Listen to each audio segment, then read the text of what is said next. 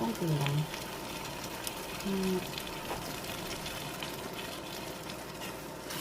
Haluin natin. Lagyan natin ng konting magic para sumarap.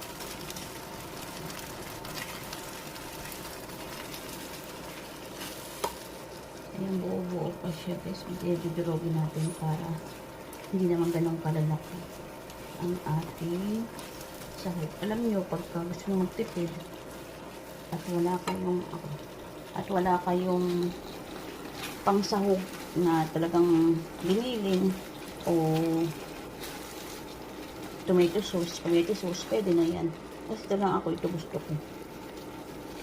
Pero kung may tomato sauce naman kami at binilin, yun ang ilalagay ko. Bigyan lang natin ng konting tubig sa pinagpandawan. Yan, para meron siyang konting lagnaw, hindi napakalapot. Ayan, tapos titikman nyo lang siya kung talagang ayos na yung lasa. Pero hindi ko nilagay ng asin yan. Yung konting magic sarap lang nilagay ko, walang asin.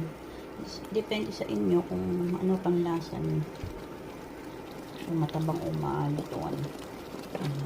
Tikman nyo rin para malaman nyo. Tapos pala, kung meron kayong gatas na condense, pwede nilagyan. Pero kung ako wala, konting sugar lang.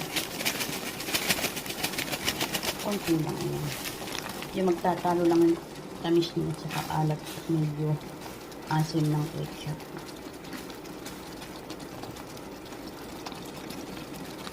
Ayan, medyo malapit na siya guys.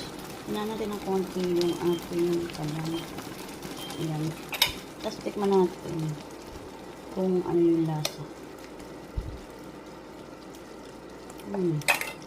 Perfect. Wala pang asin yan, ha?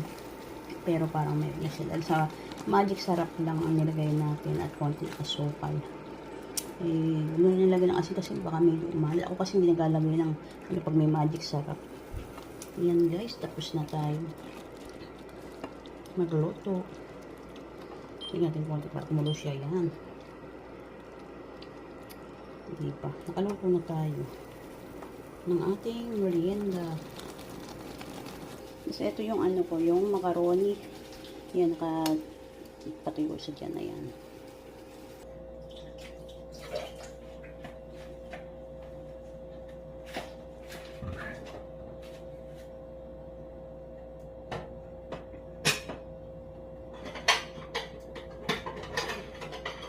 At may ate, may reklamo yung ano.